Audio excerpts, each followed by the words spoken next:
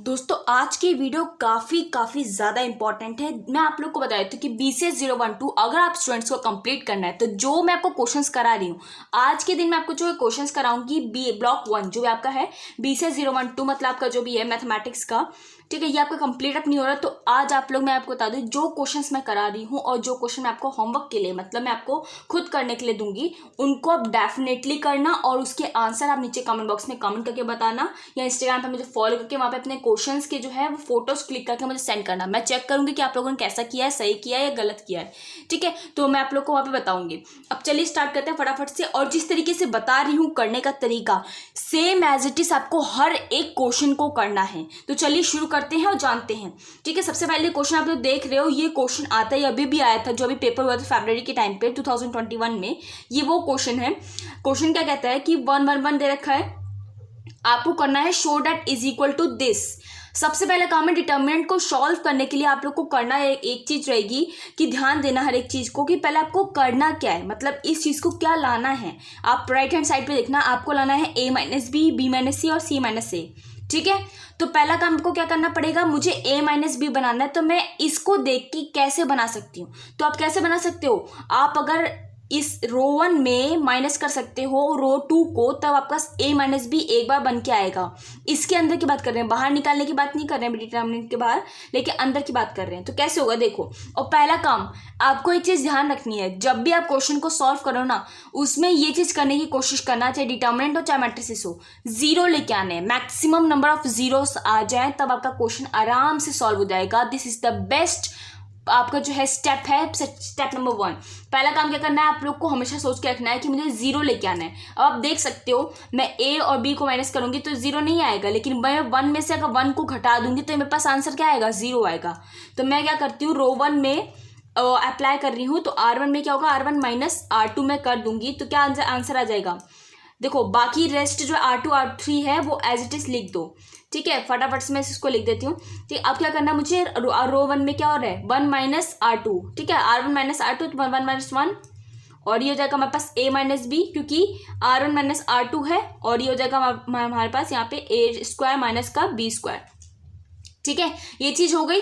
अब दूसरा काम क्या करना है, अब आपको क्या काम करना है, अब आप देखो कि इसका सॉल्यूशंस क्या निकल के आएगा। 1 माइनस 1 क्या हो जाएगा, जीरो हो जाएगा, ये a माइनस का b और a स्क्वायर माइनस का b स्क्वायर, इस तरीके से 1b और ये b का स्क्वायर 1c और c का स्क्वायर। अब दूसरा काम है, मुझे एक और जीरो मिल सकता है, क्यों, कैसे, देखो मैं अगर इस 1 में से ये वाला 1 माइनस घटा दूं, अगर कुछ ऐसा करूं तो मेरे पास आंसर आ जाएगा क्या, यहाँ इस जगह पे क्या आ जाएगा, जीरो आ जाएगा। तो मैं रो 2 में ऑपरेशन करती हूँ, रो 2 माइनस स्टेप नंबर 1 लिख लेना है यहाँ पे, ठीक है। स्टेप नंबर 2 है आपका, रो 2 में से मैं माइनस कर देती हूँ R3 को, क्योंकि मेरे को बाकियों पे नजर नहीं रखनी है, मुझे सिर्फ जीरो बनाने हैं।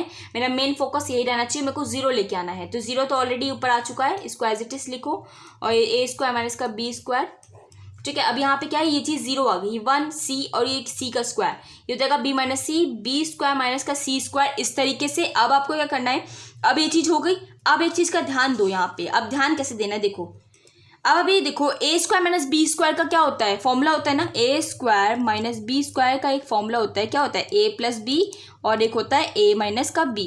मैं यहीं पे ये वाला काम करूंगी, ठीक है, लिख दूंगी इसको, ए माइनस बी है यहाँ पे, तो था ये था ए प्लस बी और ये हो गया हमारे पास ए माइनस का बी, ठीक है। ये जीरो, ये बी माइनस का सी, ये जीरो, ये सी, सॉरी ये जीरो नहीं, ये 1 है, ठीक है। सी, ये सी का स्क्वायर, ये हो जाएगी, ये भी सेम एज इट इज क्या हो जाएगा, बी स्क्वायर माइनस सी स्क्वायर, बी प्लस सी और बी माइनस का सी, इस तरीके से। अब आप देख सकते हो जब भी किसी रो में, एक पर्टिकुलर पूरी की पूरी रो में या कॉलम में कोई भी चीज़ कॉमन होती है तो हम उसको बाहर निकाल लेते हैं। तो मैं ये देख सकती हूँ मेरे यहाँ पे इस पूरी की पूरी रो में मेरे पास a माइनस बी कॉमन है, तो मैंने a माइनस बी निकाल लिया। और आप देख सकते हो जीरो है यहाँ पे, अगर मैं जीरो को मल्टीप्लाई भी कर देती हूँ a माइनस बी से तो आंसर क्या आएगा, यहाँ पे जीरो आएगा, इसलिए मैंने यहाँ पे कॉमन बाहर निकाल लिया, किसको, a माइनस बी को, ठीक है। अब आप देख सकते हो यहाँ पे मैं इसको क्या लिख सकती हूँ, यहाँ पे 1 हो जाएगा क्योंकि a माइनस बी बाहर चला गया, a का प्लस बी इस तरीके से आ जाएगा यहाँ पे। अब मैं यहाँ पे देख सकते हो रो 2 में से क्या कॉमन आ सकता है, रो 2 में से b माइनस सी आ सकता है कॉमन, तो मैंने इसको भी बाहर निकाल दिया, मल्टीप्लाई के साथ है ये, ठीक है इधर। साथ साथ ही लिखना है जैसे ये लिखा गया है इस तरीके से, 0 ये 1 और ये आपका b प्लस सी, ये आपका जाएगा 1, ये c का, ये c का स्क्वायर। अब आप देख सकते हो कि यहाँ पे अब कुछ हो सकता है नहीं। अब आपको कुछ नहीं करना, क्या करना है, मैक्सिमम नंबर ऑफ जीरो आपके कॉलम 1 में आ गए, आप लिखोगे डायरेक्टली एक्सपेंड अलोंग C1, ठीक है। इसके बाद क्या हो जाएगा a minus B, b minus C, और ये आपका हो जाएगा एक्सपेंड कर रहे हो तो आप देख सकते हो यहाँ पे अगर मैं 0 से कुछ भी मल्टीप्लाई करूँगी तो आंसर क्या आएगा 0। तो मैं 0 और 0 का इस्तेमाल नहीं कर रही हूँ, मैं डायरेक्टली 1 लिख रही हूँ, तो आप 1 लिखोगे, ठीक है। और इस तरीके से ये ये कॉलम छोड़ेंगे और ये वाली रो छोड़ेंगे, आंसर क्या होना चाहिए। अब मैं इस क्या होता है, ये कॉलम और ये रो छोड़ते हैं और इनका मल्टीप्लाई करते हैं, तो 1 इंटू बी प्लस सी क्या होगा, b प्लस सी हो जाएगा, है ना। यहाँ पे अगर a होता तो मैं a को मल्टीप्लाई करती इससे, लेकिन 1 इंटू बी प्लस सी था, ये हो गया। माइनस आता है, ठीक है, बीच में माइनस रहेगा, और 1 इंटू में a प्लस बी क्या होगा, a प्लस बी, इस तरीके से, ठीक है। अब क्या हो गया a माइनस बी, अब आप इसे सॉल्व कर दोगे, ठीक है, तो आंसर हो जाएगा b प्लस सी। अब ये माइनस अंदर की तरफ मल्टीप्लाई होगा तो ये पॉजिटिव का था, अंदर माइनस का हो जाएगा, माइनस प्लस माइनस हो जाएगा, तो माइनस का b आ गया। अब आप देख सकते हो माइनस की b से पॉजिटिव का b कट जाएगा तो c माइनस a आ जाएगा। अब आप देख सकते हो ये आपका पूरा का पूरा आंसर इक्वल टू RHS आ गया। तो हैंस क्या लिखोगे, हैंस प्रूफ, चाहे हैंड शोड, शो बोला जाता है तो शो लिखना, प्रूफ बोला जाता है प्रूफ लिखना, ठीक है। इसके रिलेटेड जो क्वेश्चन है मैं आपको दिखा देती हूँ, फटाफट से इस क्वेश्चन को भी देखते हैं। ये क्या बोला इसने, इज इक्वल टू आपको क्या लिखना है 0, आपका मेन फोकस होना चाहिए 0 आने का, ठीक है। तो मैं क्या काम कर सकती हूँ, यहाँ पे मैं एक काम कर सकती हूँ, यहाँ पे मैं चेक कर रही हूँ तो मुझे दिख रहा है यहाँ पे कि एक बार मेरा a क्या है माइनस में है, और एक बार यहाँ पे पॉजिटिव में है, एक बार b मेरा पॉजिटिव में है और यहाँ पे मेरा b माइनस में है। अगर मैं एक काम करूँ कि इस कॉलम 1 में पूरी की पूरी goes to C1 plus add कर दूँ C2 प्लस C3, इस तरीके से कॉलम 1 में मैंने अगर ऐड कर दिया इसको C1 C2 C3 को ऐड कर दिया तो आंसर क्या हो जाएगा, देखो b माइनस सी, ठीक है, ऐड कर रहे हैं ना, प्लस में c माइनस a, ठीक है, प्लस में a माइनस का b, इस तरीके से ऐड हो गया। बाकी सब चीज़ें सेम एज इट इज़ यहाँ पे लिखना है आपको, ठीक है। जो लिखा हुआ है जिसमें ऑपरेशन लग रहा है सिर्फ वही चेंज होगा, बाकी सब सेम रहेंगे। इधर भी क्या हो जाएगा c माइनस a, ऐड में a माइनस का b, प्लस में b माइनस सी, और यहाँ पे a माइनस बी, प्लस में b माइनस सी, और प्लस में c माइनस a, इस तरीके से। अब आप देखो प्लस का b है, माइनस के b से कट जाएगा, c से कट जाएगा, a से कट जाएगा। इधर भी देखोगे नीचे की तरफ भी तो c से कट जाएगा, a से कट जाएगा, b से, इस तरीके से सब कट जाएंगे। तो यहाँ पे भी क्या है 0, यहाँ पे भी क्या है 0, यहाँ पे भी क्या है 0, ठीक है। इस तरीके से जब आपका ये आंसर आ जाता है तो मैं आपको ऑलरेडी बताया हुआ इसके बारे में कि जब आपकी पर्टिकुलर कॉलम आप लिखोगे इफ वन रो और if one column is 0 so the answer will be always 0। अगर पूरी की पूरी रो, पूरी का पूरा एक कॉलम अगर 0 आ जाता है तो आंसर ऑटोमेटिकली आपका क्या हो जाएगा 0। तो ये आप लाइन लिख देना, मैंने लाइन के जो है मैं आपको बता दिया मैंने, आप इसे रिपीट करके लिख भी सकते हैं अपनी लैंग्वेज बना के भी। और दोस्तों एक और क्वेश्चन है, ये आपका आता है इंपॉर्टेंट है, ठीक है। ये क्वेश्चन मैं तरीका हर एक बता रही हूँ, आप लोग को क्या करना है, सिर्फ इन्हीं क्वेश्चंस को दोबारा रिपीटेड में अपने आप से अपने हाथों से कर लेना, और अपनी बुक्स उठा के उनमें से जो क्वेश्चंस हैं या फिर लास्ट में जो क्वेश्चंस आए ना उनको प्रैक्टिस पे बेसिस पे आप लोग कर लेना। रिपीटेड क्वेश्चन होते हैं हर साल, आप लोग को मैं बता दूं वही रिपीटेड क्वेश्चन आते हैं, कुछ भी बाहर का नहीं आएगा, रिपीटेड ही रहता है, ठीक है। तो उन्हीं की प्रैक्टिस कर लोगे, आपको आइडिया लग जाएगा, पेपर में आराम से सॉल्यूशन कर सकते हो, ठीक है। बुक से प्रैक्टिस कर सकते हो इसके अलावा भी अगर करनी है तो। और यह क्वेश्चन देखो कैसे होगा, ये देखा होगा आपको, ठीक है, और बोला जाएगा कि find the area of triangles whose vertices are in above, ठीक है। यूज डिटर्मिनेंट्स, आपको मैं बता दूं ये फॉर्मूला होता है, फिक्स फॉर्मूला है, आपको एरिया ऑफ ट्राइंगल निकालना है। एक बात का ध्यान रखना, एरिया ऑफ ट्राइंगल की बात की गई है, ठीक है। अब आप क्या करना है, कुछ नहीं करना, आपको डायरेक्टली इसमें पुट कर देना है, आपको डायरेक्टली आपके साथ फॉर्मूला है आपके पास, आपको x1 क्या है आपके पास 1 है, x2 क्या है y1 क्या है आपके पास 4 है, क्योंकि आपको पता है x एक्सिस y एक्सिस होती है, तो ये आपका x होता है, ये आपका y होता है। ऑलरेडी आप लोग को पता है पॉइंट्स कैसे प्लॉट किए जाते हैं, ठीक है। तो इस तरीके से आपका 2 3 मैं अज्यूम करके चल रही हूँ कि आप लोग को ये बारे में पता है, ठीक है, क्योंकि आप लोग ऑलरेडी छोटी छोटी क्लासेस से ये बात पढ़ के आ रहे हो कि 2 एक्सिस होते हैं, एक्स और वाई एक्सिस, और जेड भी होता है, लेकिन एक्स और वाई मेनली आपके होते हैं, ठीक है। तो एक्स वाई एक्सिस है तो मैंने एक्स और वाई की वैल्यू यहाँ पे दी जाती है, हमेशा 1 रहता है यहाँ पे। अब आपको करना क्या होता है कि ये डिटर्मिनेंट को सॉल्व करना होता है। आप लोग क्या काम करो, पहले तो 0 मैक्सिमम नंबर ऑफ 0 ले आओ, अगर ला सकते हो तो, अगर नहीं आता है तो उसके बाद आप लोग जो है इसको डायरेक्टली सॉल्व कर सकते हो। सो यहाँ पे होगा, अब ऐसे होगा, देखो कैसे करना है, मैं पहले क्या करती हूँ, मेरे पास 1 1 1 दे रखे हैं तो आसानी पड़ेगी मेरे को जीरो लाने में मैक्सिमम। तो मैं R1 में ऑपरेशन कर देती हूँ R1 माइनस R2 का, और R3 में कर देती हूँ R1 माइनस R2 का। एक बात का ध्यान रखना कि मैं तो यहाँ पे दोनों का इकट्ठा अज्यूम कर रही हूँ, आप लोग भी कर सकते हो, लेकिन एक बात ध्यान रखना, R2 मतलब जो आप जिसका यूज़अप कर रहे हो ना, जिस चीज़ का यूज़ कर रहे हो उसमें कोई चेंज नहीं आना चाहिए अगर दोनों एक साथ इस्तेमाल कर रहे हो। जैसे कि मैंने R1 में चेंज कर रही हूँ यहाँ पे R2 के माध्यम से, और R3 में चेंज करूँगी R2 के माध्यम से ही सेम, लेकिन R2 में कोई चेंज नहीं कर रही हूँ, ठीक है, तब ये बेटर रहेगा। लेकिन अगर आप अलग अलग करते हैं तो वो आपके लिए बेटर रहेगा, आप लोग मत करना साथ में, ठीक है। मुझे पता है बहुत लोगों को समझ में इस बारे में नहीं आएगा, ठीक है। तो आप लोग यहाँ समझो, पहले R1 माइनस R2 करना है, तो R1 में से मैं R2 माइनस कर दूंगी, 1 माइनस 2 क्या हो जाएगा, माइनस का 1, 4 में से 3 गया कितना जाएगा 1, 1 में से 1 गया कितना आएगा 0, ठीक है।